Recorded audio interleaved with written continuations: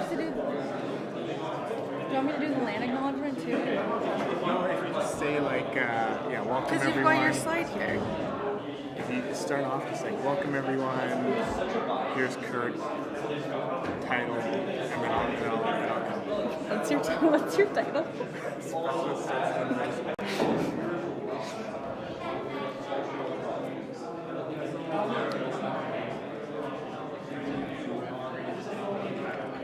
Ready?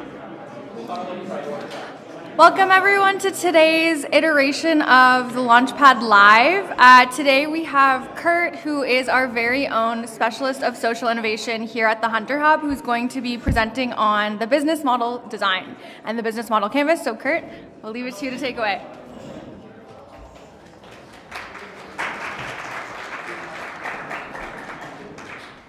Thanks, Alessa, for the warm introduction. So good evening, everyone.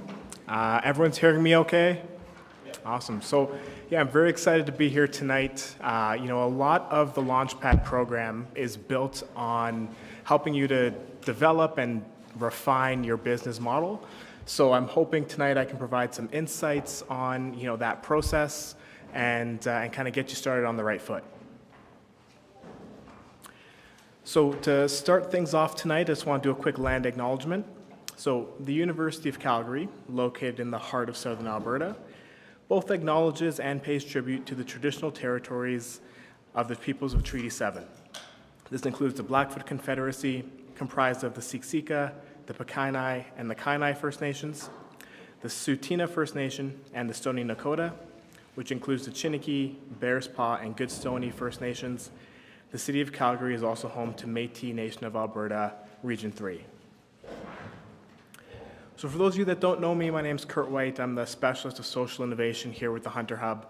So my role primarily consists of supporting and managing programs centered on social entrepreneurship. And then I also am a coach here in the Launchpad program. And prior to that, I spent about 10 years working in the nonprofit field, handling kind of everything from product development to community outreach, community partnerships, accounting and finance, and kind of everything in between. If you work in the nonprofit sector, it's very much like working in a startup. You wear many, many hats because you're dealing with limited resources. So that's kind of what brought me into working in this field. So a little bit of the game plan for this evening.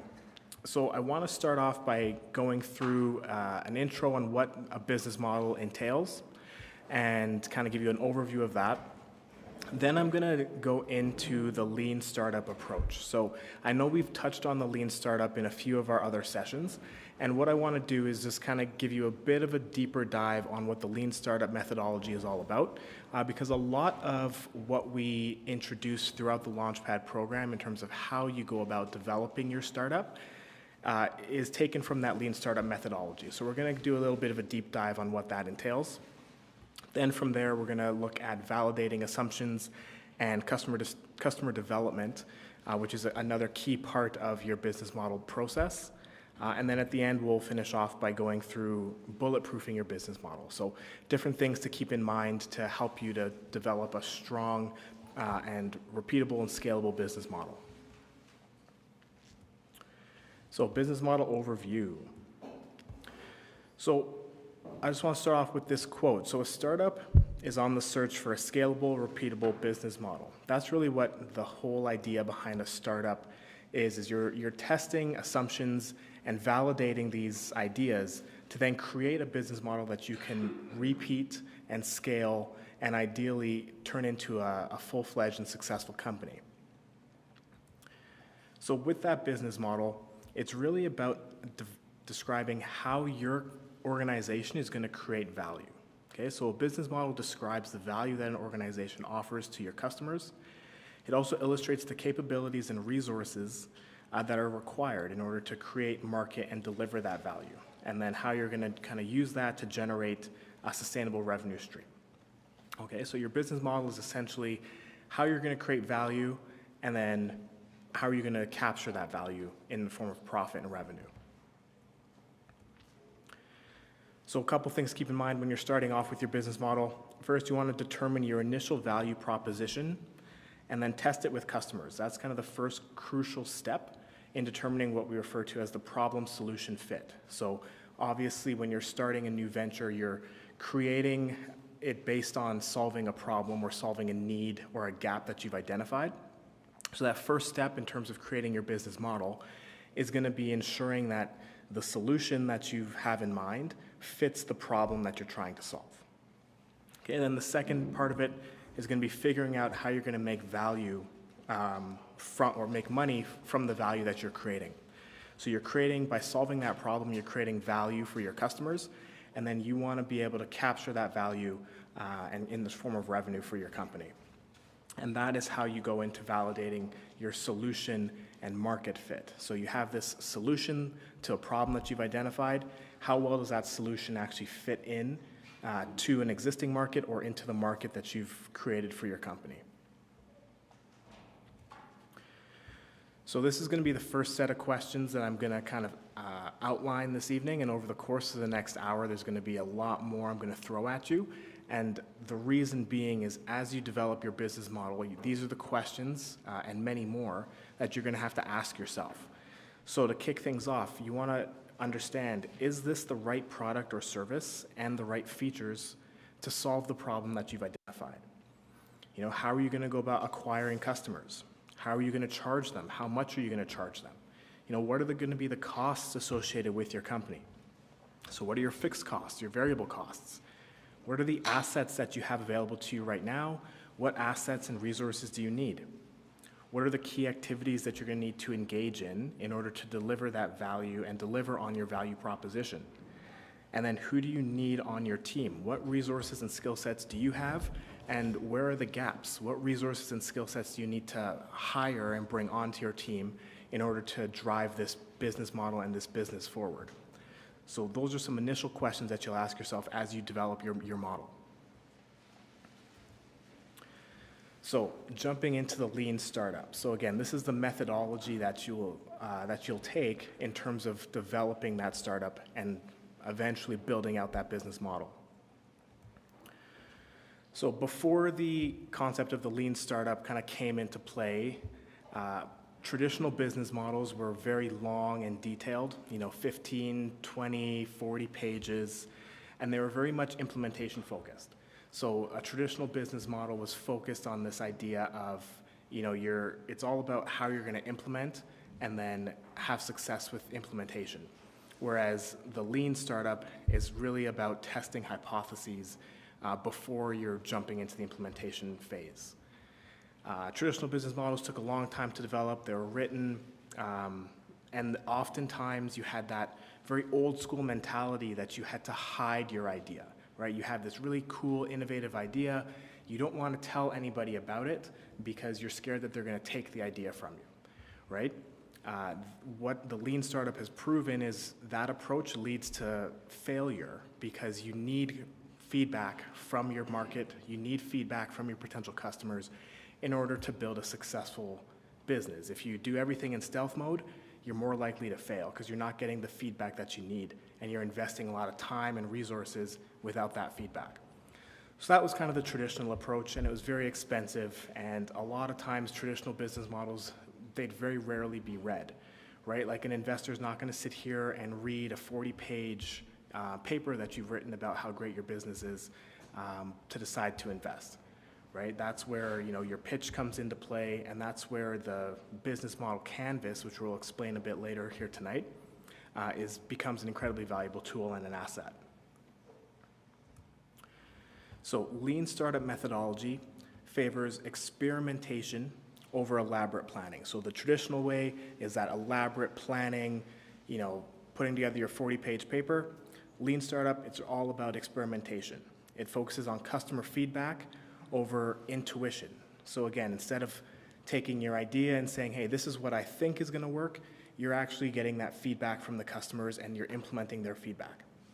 And then with the lean startup methodology, it is also it encourages an iterative design approach over the traditional upfront development. So creating your MVP, continuously evolving, refining it, as opposed to investing in putting together what you think is this perfect product and investing a lot of time, energy, and money into that without getting that feedback. which was the traditional kind of upfront approach. So this is kind of an example.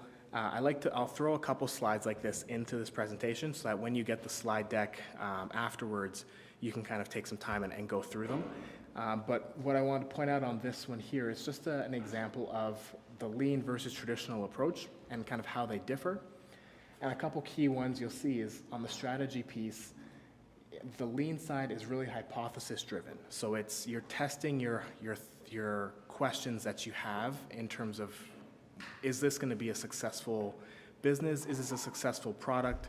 Is this a valuable solution to this problem? So you're testing those hypotheses that you have. Whereas the traditional model was, again, you taking it all based on your intuition. I think this is a good idea, so I'm going to invest a lot into creating this idea and then implementing it. Same thing on the engineering front. So lean, it's very iterative, so you're continuously evolving, whereas traditional, it's a lot of investment upfront. And then I want to point out the failure aspect as well. So with the lean model, because you're testing these hypotheses, it's very much an understanding that failure comes with it, right? You hear in the startup world this idea of failing fast or failing forward, right? That comes from the lean startup methodology. It's understanding that you're testing these hypotheses. You're not sure what the answer is going to be. You have a guess, but you're not sure. You test it out, you get an answer. It might not be what you expected, but that's okay. The traditional method was very much against that type of approach. It was very much focused on, this is the great idea, it's going to work, and if it's not working, it means that the people that are implementing it are not doing a good job of implementing it, as opposed to testing out the idea and some of the root causes behind that failure. So that's just a couple of the ways that it differs. But again, when you get the slides, feel free to kind of read through this a bit more in detail. So what goes into the lean startup? So one is describing your idea. So when you start off, you're going to try and understand what kind of problem are you solving for your customer?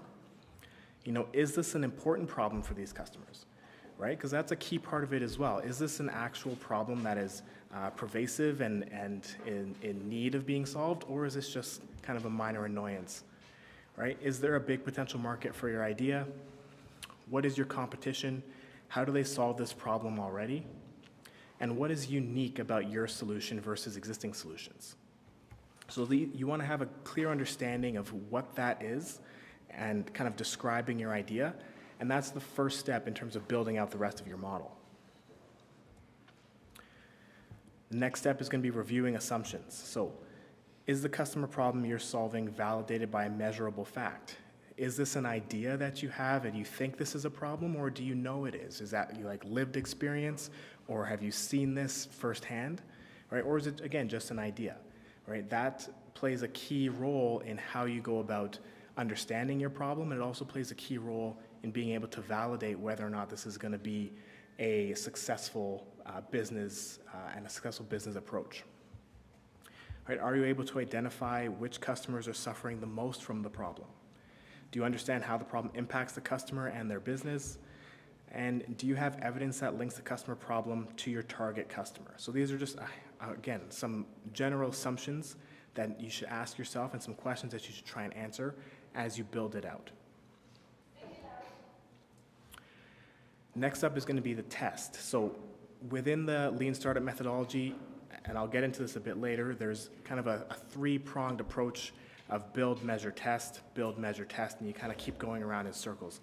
So the test part is a key aspect of that. So with the testing, you're trying to understand what key piece of information validates or invalidates that assumption, and then you're going out and trying to get that information, right? Where does that information reside, and what is the best way to get that information? So that's a question you need to ask yourself as you're developing your idea, and then mapping out your business. Okay, and then you go into the measure and evaluate piece. So like I mentioned, lean startup is all about build, measure, learn, or build, measure, test, and then learn. So this is where the measure and evaluate piece comes in. So is the customer problem urgent? Is the problem pervasive? So is it affecting a large number of people? Will customers pay to have the problem solved? These are all questions, again, that you'll ask yourself as you measure, is this an idea worth pursuing, right? How do these answers measure against your initial assumptions? So again, it goes back to measuring your hypotheses and testing your hypotheses. And that's kind of the key aspect as you develop your startup. You don't want to have to invest a ton of time, resources, and money that at the very beginning stages you might not have, into an idea that you don't fully understand or into an idea that won't be successful, right? So this is where the testing your hypotheses comes so valuable, right? It's understanding your customers, it's understanding the problem, and it's understanding, is this something that's worth pursuing? Is your solution a valuable solution to the customers that you've identified? So 3 outcomes that with the lean startup method, you're gonna obviously evaluate your idea, and then within that, you will either validate, so you'll confirm your assumption, which is that you have this great solution that's gonna be very valuable to your target customer. Or you'll have to iterate, you'll have to change your idea, change some of the features, whatever it may be. Or you'll exit, you'll understand that, hey, this solution actually doesn't appeal to the people that I thought it was gonna appeal to, it doesn't solve the problem that I thought it was gonna solve, and I'm gonna pivot or I'm gonna just exit and try something else. The lean startup methodology allows you to make those decisions without having to invest too much time and actual physical resources into it. And that's kind of where the pivot comes in. So if you're starting a company and you need to pivot, it's going to be a lot easier if you haven't invested too much at that point. It's going to be easy if you can see that you're not getting traction, but it's obviously a lot harder when there's a lot of what we refer to as high noise to signal. So there's no clear feedback. You're getting a lot of just varied information, and it makes it unclear for you to determine your next step. What the lean startup approach helps you to do when you're, again, taking pointed hypotheses and trying to understand those and test those, is it gives you that clear feedback. It gives you the clear answers to the questions to help you make your decision. So if you're going to end up pivoting or exiting or iterating, whatever the case may be, the lean startup allows you to ask those questions and get the clear information that you need, right? And it's very valuable when you think that entrepreneurs tend to be eternal optimists. So oftentimes you're going to persist, right? You're going to tweak a little bit. You're going to, think that your next version is going to be the successful one.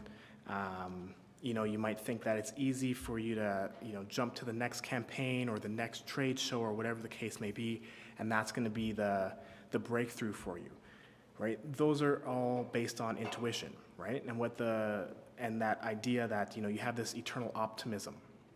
What the lean startup does is it gives you the facts. It gives you a clear methodology and an approach to test these hypotheses as opposed to basing it just on how you feel about your idea, right? Oftentimes, entrepreneurs, you're going to refer to your idea as like your baby, right? It's that important to you, it's that valuable to you, and it's going to be hard to pivot or make changes, or if people don't like it, it's hard for you to kind of take that to heart. What this methodology helps you to do is ask the necessary questions, get the necessary information so that you can remove the emotional aspect that goes into managing this startup and launching this potential solution. So 3 key principles of that lead methodology that I'm going to highlight here throughout the rest of tonight is going to be the business model canvas, which is kind of going to be the meat of this evening. Also, the importance of listening to your customers. I think that's going to be probably, when you think lean startup, the main thing I want you to take away is that it's all about listening to your customers. When you're testing your hypotheses, all your hypotheses are going to be based on getting feedback from your potential customers, right? And then quick responsive development. So a key element of the lean startup approach is being able to be agile and adjust as necessary and iterate and evolve your solution and evolve your product quickly to make sure that you can capture your customer base. Okay, any questions on the lean startup approach before I continue on into the business model canvas? Okay, So business model canvas. So this is a key concept within the lean startup approach. And this is a big part of what differentiates the traditional kind of business model from the lean startup approach. So with the business model canvas, it's essentially a visual representation of how your company is going to create and capture value for your customers.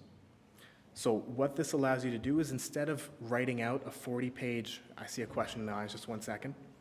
Rather than writing out a 40-page, paper that explains how you're going to accomplish these tasks, it allows you to put everything in one easy-to-read document, and it focuses on answering kind of the key questions and those key hypotheses that you're going to have to answer as you go.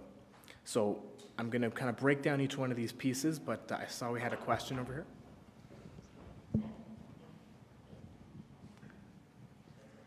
Thank you. Just coming back to the lean startup model, is it only applicable to ideas, or is there any way to apply it also to the way the team is structured? Absolutely. So within the lean startup approach, as you start to evolve and you're looking at cost structure, value proposition, as you're kind of answering some of these key questions, one of the questions that will come up is, what are the resources that you're going to need? And that's where you start looking at how do you structure your business, right? If it comes to, bringing in external partners or hiring a team, what's that team going to look like? That's, questions that you'll answer when you're looking at your key resources. So you're looking at, what are the resources that I need to run this business? This is what I have at my disposal right now. This is what I need. And then you're able to identify that and then bring the people in accordingly. Okay, so with the business model canvas, like I was saying, this is a visual representation of that business, of your traditional business model. So it's 9 boxes, and it gives you the key questions that you're going to have to answer, or the key aspects of your business that you're going to have to understand and answer. And each one of these comes with a collection of questions. Like I mentioned, tonight's going to be a lot about questions that you have to ask yourself as you build out your business. So there's 9 building blocks: key activities, key partners, value proposition, customer relationships, customers, revenue, channels, resources, and costs. And each one of those has some key questions and hypotheses that you're going to have to answer as you map out your business. And the answers to those questions, they will evolve, they will change as you go, right? The answers to these questions in year 1 are going to be different in year 3, different in year 5. But every time that you build that out, it gives you a clear understanding of what you need to do and what you need to accomplish in terms of creating and capturing value for your customers. So in terms of customer segments, so with the customer segments piece, you want to make sure that you're understanding everything that you can about your customer. So this is where you're going to identify kind of your target customer. So this is where you're looking at, geographic, social, demographic characteristics, right? You want to be able to clearly identify your customer archetype, and you want to make sure that you're getting out of the business out of the building to answer these questions, right? You want to understand your customer, and the way that you're going to do that is by having those conversations directly with them. It's not going to happen behind the computer in your office. It's out in the world talking with your customers. I know throughout the Launchpad program, we're going to encourage you a lot to do a lot of customer discovery, and this is what it's all about. So it's, understanding them in detail, because everything else that you're going to do is building on understanding your customers and meeting their need. Okay, next is your value proposition. So this is where you're answering the question, what are you building this, or what are you building and who are you building it for, right? So this isn't necessarily just about your idea or your product. It's more so about solving the problem and fulfilling a need. So your value proposition is understanding, what problem are you solving with this potential business. right? And a key part of this as well is that it's not just about the technology or the innovation, right? It's about understanding the need that you're fulfilling, the problem that you're solving, right? Because your goal is to ultimately serve the customer, right? So it's not necessarily about how great of an innovative technology that you have. It's about how does that technology solve a problem or fulfill a need. And that's where the value of your company comes from. Okay, next is customer relationships, and this is a key aspect as well.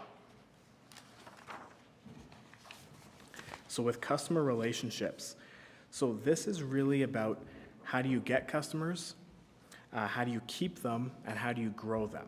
Those are the three main questions that you want to answer when you're thinking about customer relationships. And it's going to go hand in hand with the next section, which is your channels.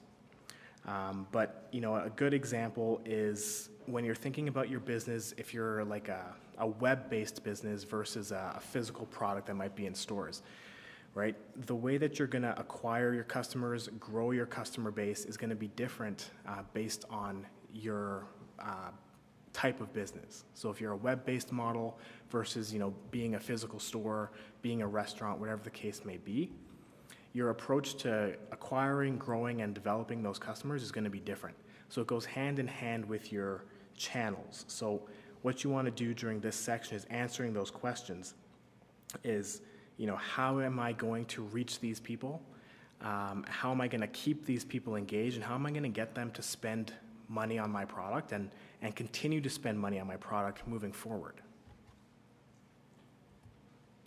Okay, and then that kind of brings us to the channels piece. So your channels, so this is really about how you're going to get your product to your customer.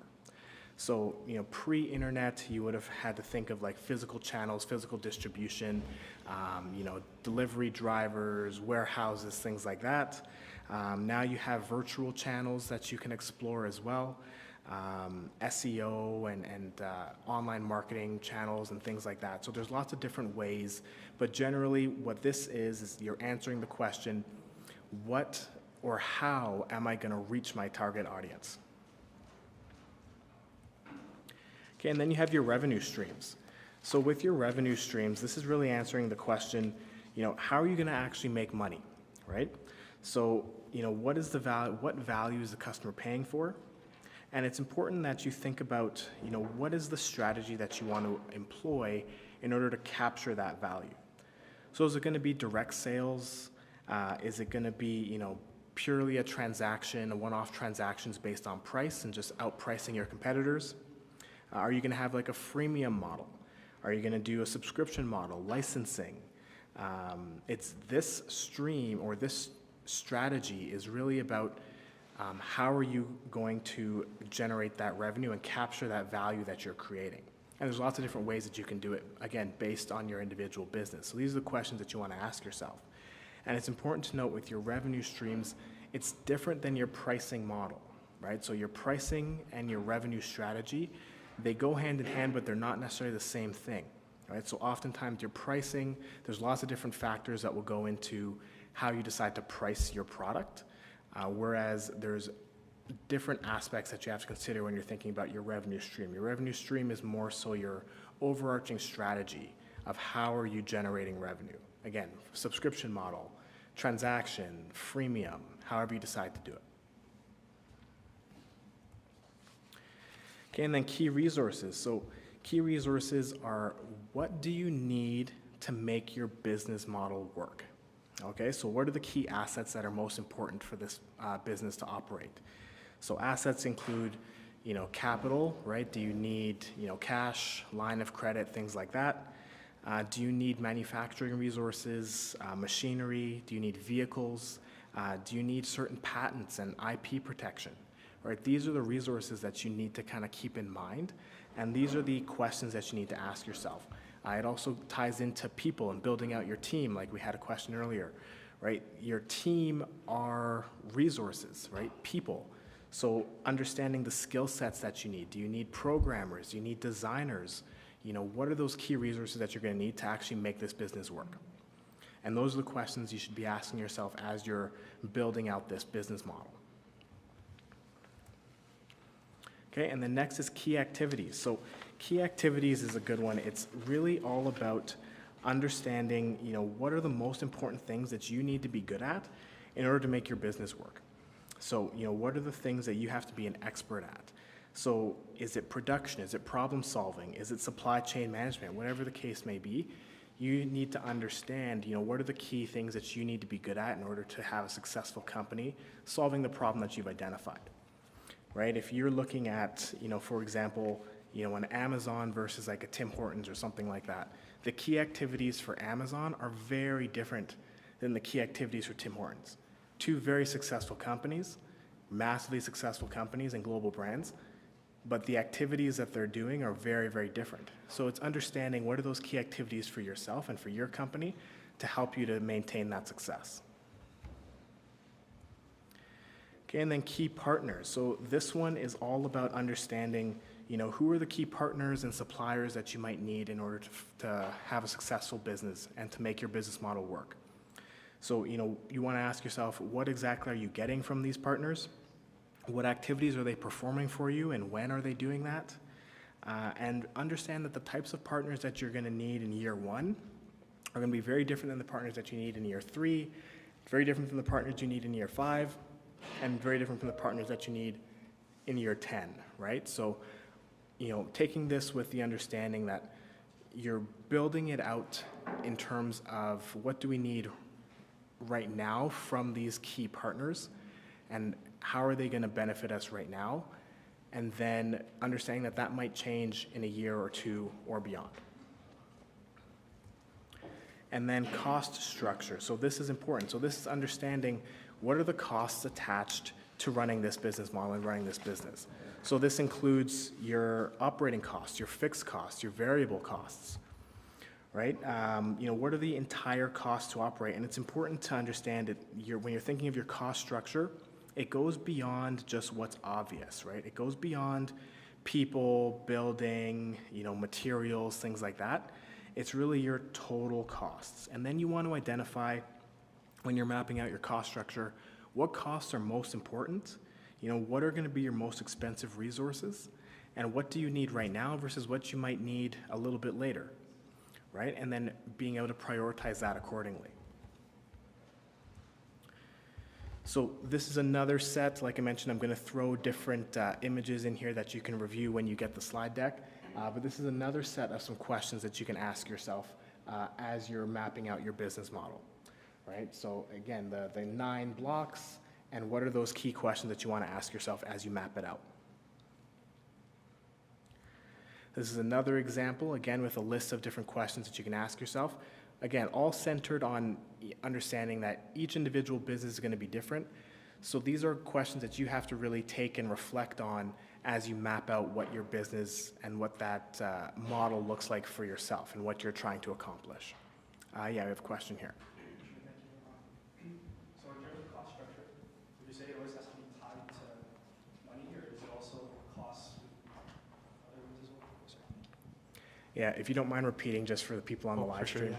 So just in terms of cost structure, does it always have to be tied to money, or does it also have to be tied to like I guess burnout from like actual workers and like how fast you're working and things like that? That's a good question. So for the purposes of the business model canvas, this idea is really more so tied to the financial aspect.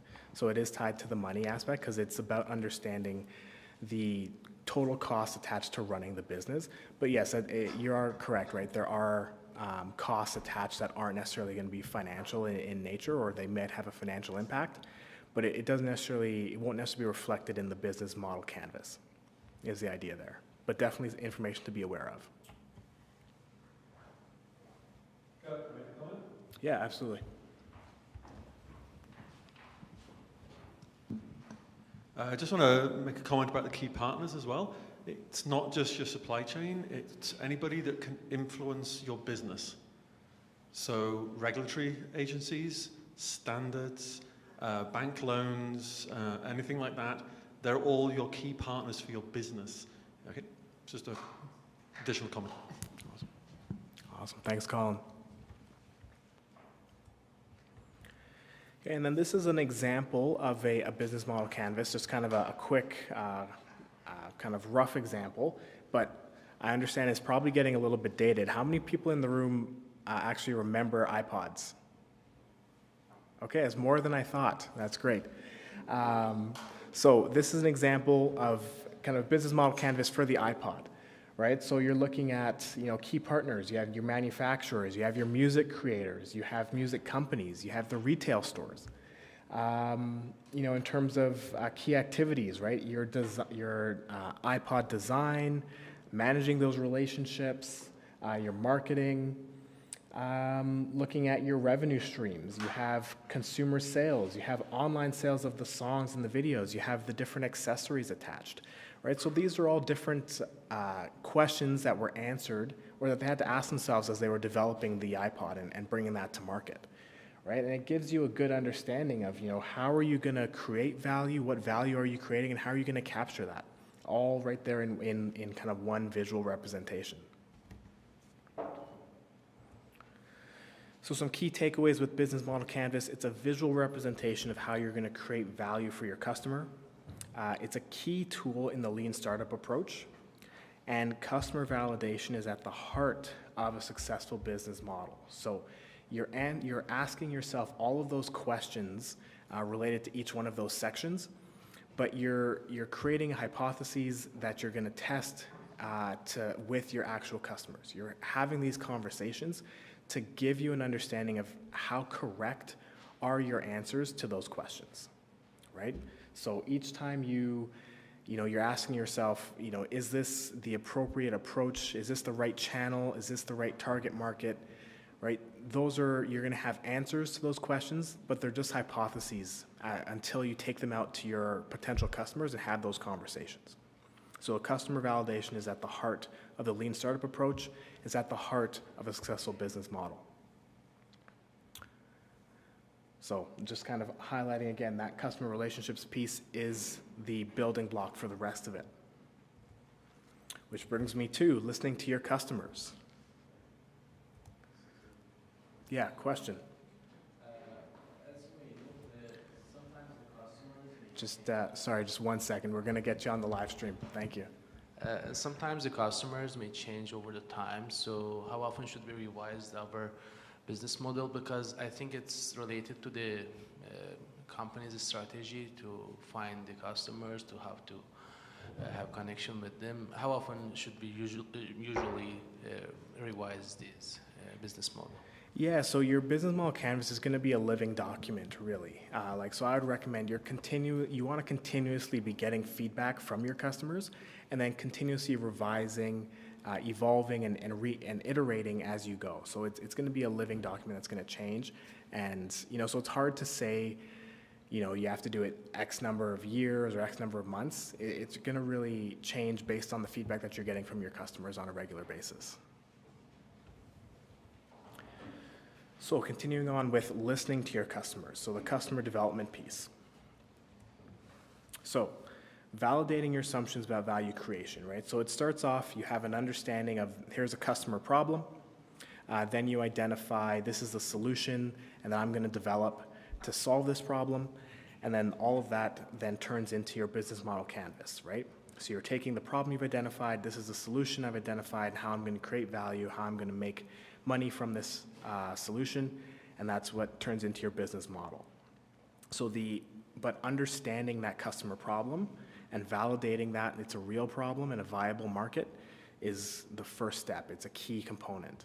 And then also understanding that your solution is in fact a true solution that solves that problem is the next step before you then invest further in developing this into a startup venture.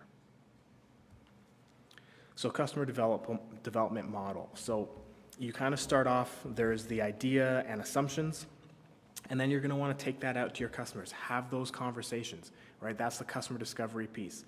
You have an idea to solve a problem. You have assumptions that you have about that problem, right? That it's, it is a relevant problem, that it's a pervasive problem. Then you take that out and you have these conversations. Don't, hide the idea and operate in stealth mode, right? You're taking that idea out into, your potential customers, have those conversations, get their feedback, right? That's the problem interview. Then from there, you take their feedback. That's where you then, you validated your problem. You put together your MVP, right? So it's that minimal viable product, right? And then you can take that and you go back to your customers, and that's where you have the solution interview. You go back to them and you're getting their feedback. Hey, this is the solution I've developed. What do you think? Would this actually work? Would you use this? Would you pay for this? Right? You're having those conversations, and that's going to then inform more of your business model and more of your business model canvas, right? Then from there, once you've done you'll do multiple problem interviews, you'll do multiple solution interviews, then eventually you come to a place where you've validated your value proposition, you've validated your assumptions that you have related to your business model, and then you go into testing your business model. That's where you're bringing it out into the world, and maybe you're at the revenue stage and you're selling this product, you're selling this solution. But again, you're still going to be getting that regular feedback and continually evolving and iterating as you go. So what this approach helps you to do is it de-risks the idea of starting a new startup, because it validates the problem and the solution first. So before you're investing all the time, energy, and resources and money into this, you're answering the question that, hey, this is a real problem, and people are willing to pay for this solution to solve it. Okay, and then from there, you bring it out into the world, and then your focus changes now to customer acquisition. So you'll see it's customer discovery, validation, creation, and then you're building your company. And you'll constantly kind of go back and forth between the discovery and the validation piece as you continue to refine and you have those conversations and you get a deeper understanding of the problem, deeper understanding of the solution that people want to see. So here's another kind of visual representation of that. So, during kind of that first step, you're translating your hypotheses by testing it with the customers, right? And then you're taking your hypotheses, testing it, getting those answers, validating those assumptions. Then you're taking that feedback, you're developing your MVP, taking it back out, discussing it with the customers, getting more feedback. Then you might make some changes to it and keep going from there, right? A great example, and I think Alessa might have brought this up in one of our earlier Launchpad sessions, is the iPhone, right? I think we're on iPhone 15 or something like that now. But, the first iPhone was very, very different than where we're at with iPhone 15. But iPhone 1 kind of gave you the initial idea, right? That was essentially their MVP. This is what they're wanting to test, right? Is this a product that people actually want? I'm sure when they thought of it, they weren't looking at it as, hey, we're going to build a big iPod that has apps on it. But then from there, they were able to turn it into what it is today, right? But it came with continually getting feedback after they brought it out to market. So you do your customer discovery, you have those conversations, you create that MVP, you put it out into the market, and you're continuously getting that feedback and evolving as you go.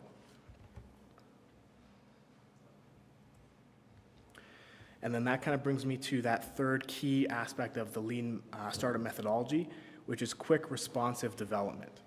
So that's being able to, you take your MVP and take that customer feedback, make those changes, make those edits, and launch and relaunch, and then kind of keep going from there.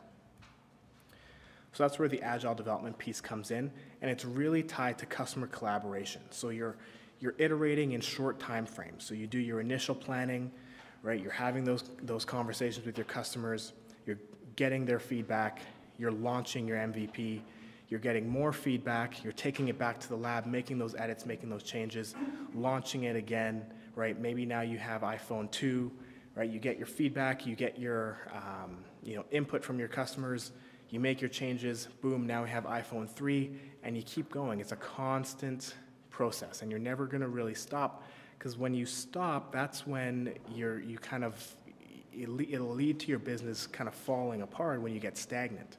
If you're not listening to your customers and getting that feedback, right, that's when things start to fall apart. So you have to constantly kind of have your ear to the ground, so to speak, and getting that information and that input from your customers, getting that feedback, and continuously evolving as you go. So a little bit more about the lean startup process. So you have your assumptions, you test your assumptions, you measure, you evaluate, you create more assumptions, and you kind of keep going around in circles, right? It never stops. You're constantly evolving and growing. And that's what I was saying earlier about the business model canvas. It's a living document. It's constantly going to be evolving and growing as you test, get more validation, maybe you decide to pivot, whatever the case may be. It's constantly evolving and changing. Right, so this is the build, test, measure, learn, that cycle, that continuous cycle. When you think about lean startup, think about customer development plus agile development put together. So it's a strong build, test, measure, learn, focus. Okay, and then the business model canvas captures all of those assumptions, right? So when you're at the kind of assumptions phase, right, and then going into the building, the testing, the measuring, the learning, your business model canvas is that living document that captures those assumptions, it captures those questions that you're going to be trying to validate and test. Okay, so in terms of bulletproofing your business model, before we jump into this, any questions on kind of the canvas? Yeah, we have a question out front. Just 1 second, just for the live stream. Yeah, thank you for the informative presentation.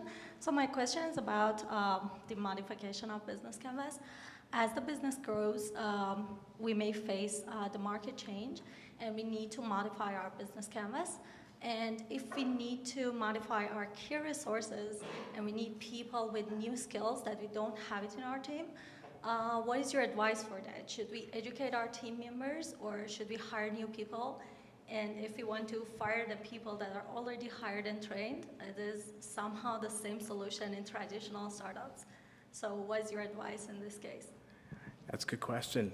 I think it depends on the situation at hand and your unique kind of situation with your team. It's hard to say, well, get a whole new team, right? Oftentimes your team will have value in some capacity.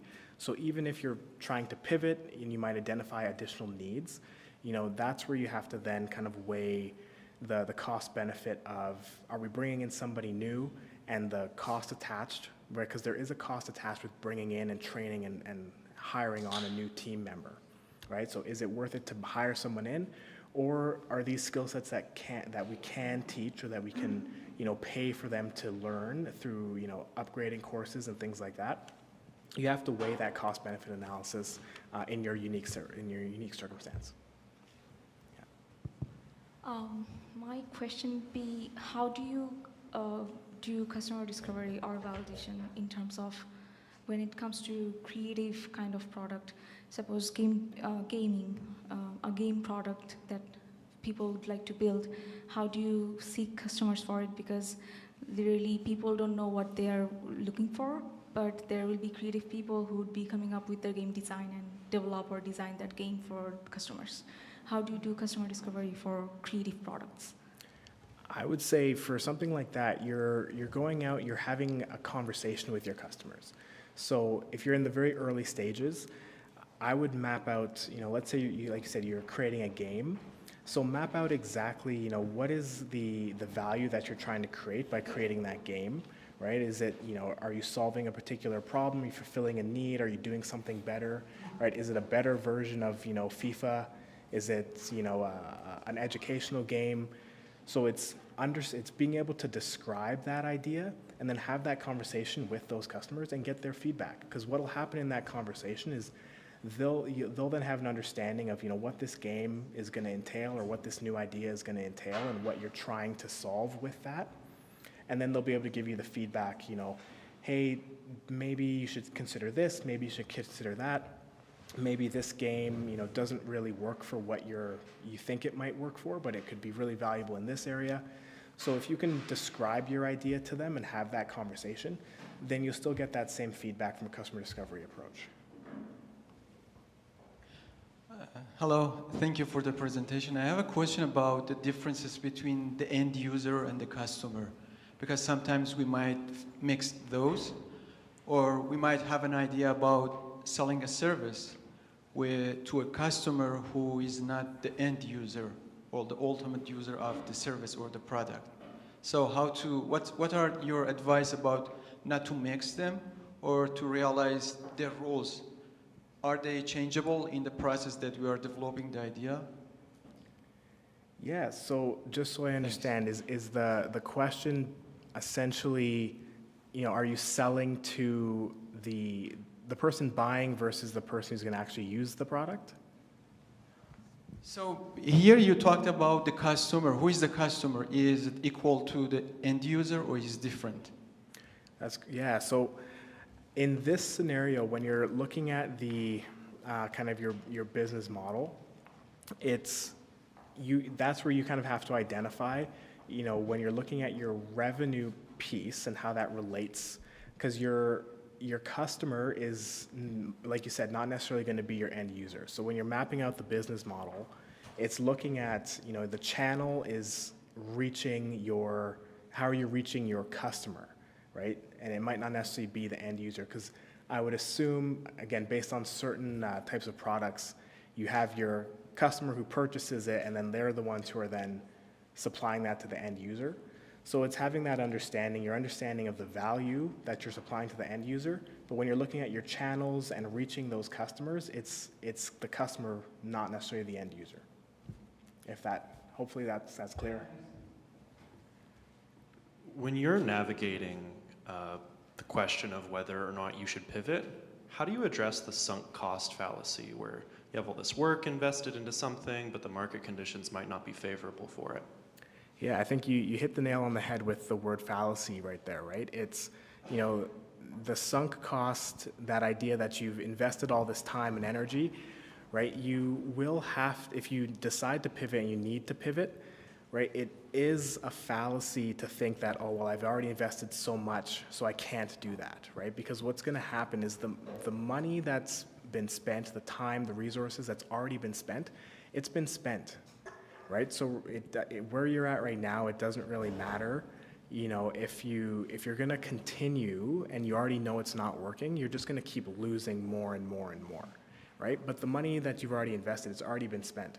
So there's no point in kind of using that as the basis of, well, I can't change now because I've already invested all of this. It's already been spent, right? So if you have to change because that's the best approach and that's the necessary approach, don't let the fact that you've already spent all that other stuff hold you back.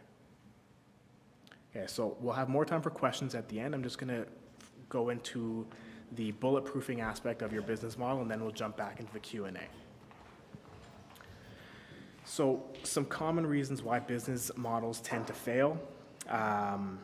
You're solving an irrelevant customer problem. So that's, again, if you don't have a true understanding of the problem at hand and what needs to be addressed, you might be trying to solve an issue that isn't going to be necessary or people aren't interested in trying to solve. Second, it might be a flawed business model. So there's an example. The example on here is like Kodak cameras. Early on, their whole model was centered on selling film. And then when we go digital, what happens to them, right? So that's kind of a common reason why things might fail. You have poor execution, that's kind of self-explanatory. Or you have your external threats that might impact your company and cause you to suffer. So what you want to try and do, again, as you answer these questions and you're building out your business model, is understanding, what are some key things I need to do to make this as strong of a model and as strong of a business as possible. So in terms of bulletproofing your business model, so some questions to ask yourself. How easy or difficult is it for customers to switch to a competitor, right? With this, I always like to think of like Microsoft versus like Google. So when you think of Microsoft Office, you have all these tools, you have your Outlook, you have your Microsoft Teams, you have bookings, you have all these different tools, right? So if your company is already using Microsoft, it's very difficult to then rip all that away and then switch to Google, even though Google offers the same suite of services. So when you're thinking about your business model, think about, how can you create a business that is difficult for people to switch to one of your competitors, right?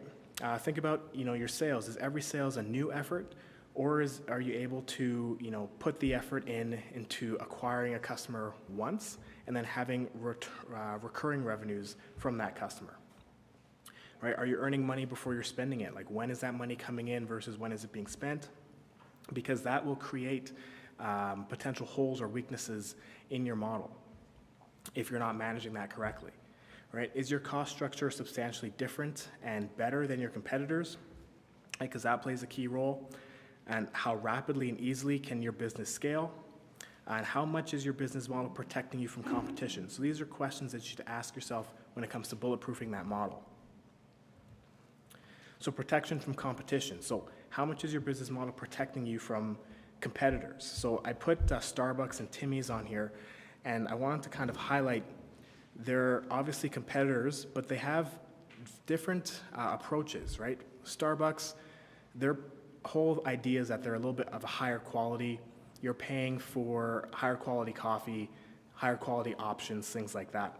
Whereas Timmy's, it's a different approach. But if you're a competitor trying to enter into the market, if I want to try and go the high-end route and compete with Starbucks, there is cost attached to that. And I might not be able to do that because of the high cost attached to entering into that market to compete with them. So that's one way how their business model protects them, right? Timmy's, they're selling a cheaper product, but they have economy of scale. So again, it's a different approach, a different model. But again, if I'm a competitor trying to enter into that market, it's going to be difficult for me to compete with Timmy's because there's a Timmy's on every corner. So when you're mapping out your business model, those are things you want to consider, right? How are you going to protect yourself from competition? And there's lots of different approaches. Scalability. So, how rapidly and how easily can you grow your business without hitting too many roadblocks? So this is when you're thinking, infrastructure, customer supports, things like that. How can you scale this rapidly and quickly? And again, if you're able to do that and do it quickly and securely, that is a great way for you to protect yourself from competition. Okay, game-changing cost structure. So is your cost structure substantially different or better than those of your competitors? So I have an example here, Pro Wrestling Tees. Are there any pro wrestling fans in the room? No, okay, so you might not be familiar with this company.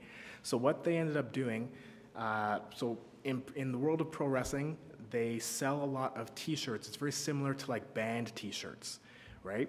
What they did that was unique is they were a online business that sold all these t-shirts, but they printed them to order. So the traditional model prior to Pro Wrestling Tees coming into business was companies would create all these stock keeping units. So they would have tons and tons of units of shirts stored in a warehouse, right? And they're paying to produce all of these shirts, paying to store them all, and they're not really selling them all, so it's costing them a lot of money, right? And then they try and go on sale to recoup their cost, things like that.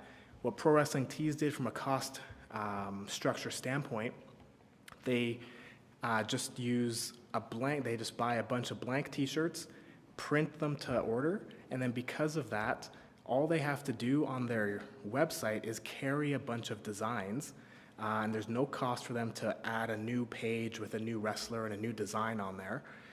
They can have thousands of different designs on their website. They just print the shirt once it's ordered and they ship it off. So they don't have to invest in carrying a bunch of extra stock, and that saved them from a cost standpoint. So that is what allowed them to now become the top company that is selling pro wrestling t-shirts, right? So that was always a fascinating example of a great cost structure that allows them to take a competitive advantage. Earn before you spend. So are you earning money before you are spending it? So this is key, right? So understanding the ebbs and flows of your business. So when is the money coming in? When is it coming out? When are you going to have peaks and valleys, right? A lot of retail tends to have a peak around the holiday season. So a lot of their, from an accounting standpoint, a lot of their fiscal year is based around that. So understanding that for your company is super important. Because if you're mismanaging that, if you don't understand that, you open yourself up for potential issues and running out of runway and things of that nature. Okay, recurring revenues, right? So understanding, is every sales a new effort, or will it result in follow-up revenues and purchases? How evenly distributed are your revenues throughout the year? Switching costs, right? Like I mentioned with Microsoft and Google, right? How easy or difficult is it for customers to switch to another company? And then just some final thoughts to kind of leave you with. Customer development is the foundation for everything that you're going to do. So make sure that you're talking to your target customers early and often. Experiment, right? So test your hypotheses, right? Rather than sitting down and just making a plan, think about creating a series of experiments that you can use to validate your assumptions. Make sure that you're staying agile, listen to feedback strategically, and be open to continuous learning. Make sure that you're building your network, right? Going out there, having those conversations. You will need help and expertise in a variety of different areas as your company grows. So make sure that you're going out and building that network. And then depersonalize from failure. So make sure, again, kind of going back to early on in this presentation tonight when I mentioned that idea behind failing fast, failing forward, right? If you look at it as I'm going out to test these hypotheses, don't take it personal when things don't work. You're just answering the question, you're testing that hypothesis, and that's going to help you to learn and grow.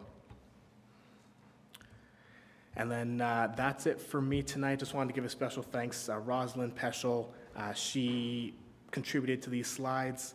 And then also the Lean Startup by Eric Rice. It's a great book. That is the foundation for the Lean Startup methodology. Definitely check that out.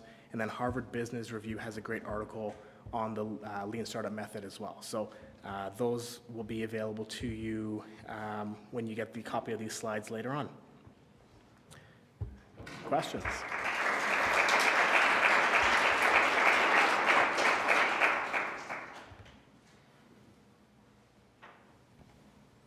I think okay. I was going to say, we got all the questions earlier. Also, quick note, if anyone just wants to post a question on Discord using this QR code, you can do that, and then we can ask the question for you as well. Yeah, thank you so much for the presentation. I just wanted to ask, do you have any personal experiences or any time that you remember where one key aspect of the business model canvas ended up playing a big part in how you executed something? Or a topic you had to go back to pivot to? Yeah, it's a good question. I think one aspect I would look at would be kind of the cost structure. So when I was working in the nonprofit sector, one of my roles involved developing physical education programs that we then sold to kind of parents and schools. So when we were looking at the cost structure, we're mapping out a new program that was going to be quite innovative, but when we mapped it out, we realized that to actually execute, it was going to be tremendously expensive relative to everything else that we were doing. So we ended up having to, once we were able to identify that, we then looked at, okay, what are some ways we can reduce this cost? Whether it was bringing in some external partners, looking at reduced equipment use, or whatever the case may be. So the cost structure played a key role in how we then went back and reiterated on that program and redesigned that program to make sure that it could fit in kind of with our existing pricing strategy.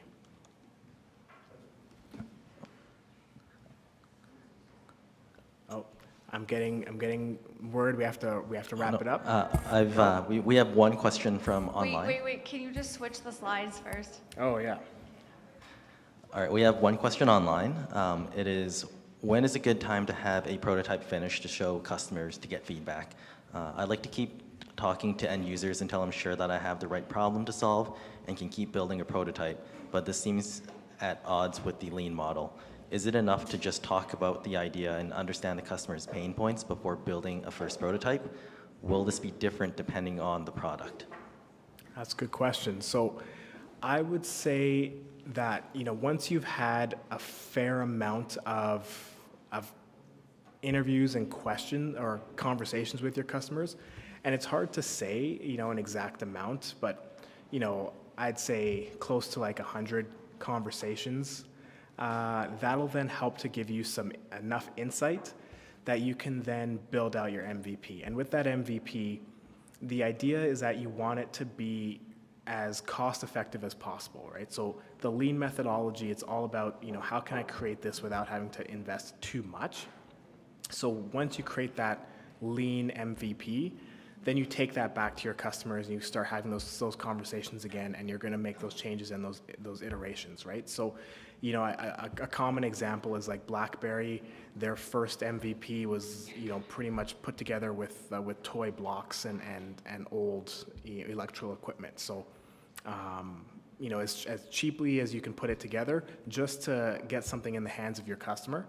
But again, it depends on the kind of what is the product or service. So if it's a service, your approach might be different. If it's a physical product, again, after you have those conversations, you can put something together that's tangible but inexpensive, and then you can start getting that feedback. Hopefully that answers the question.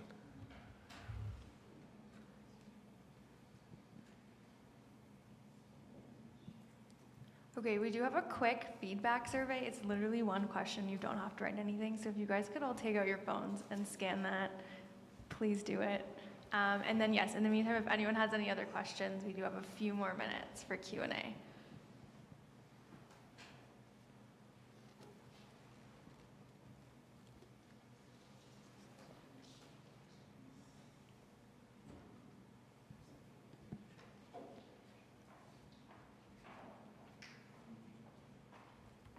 Okay, so I think we captured most of the questions. I'll be here for a couple minutes. Oh, if we anyone... have one more online. Oh, we have one more.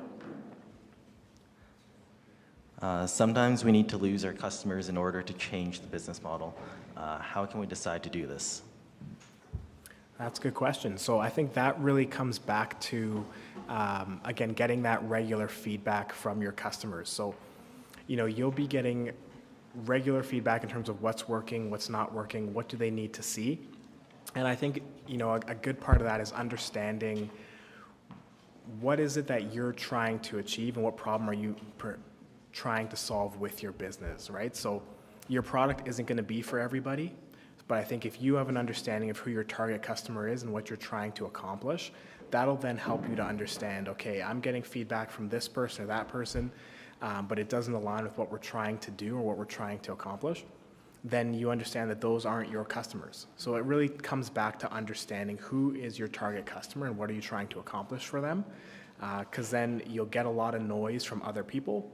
But again, if they're not meant to be your customer, that's not who you're trying to serve, then you have to be, have that understanding, that confidence that, you can take their feedback, but really it's not going to be your main area of focus.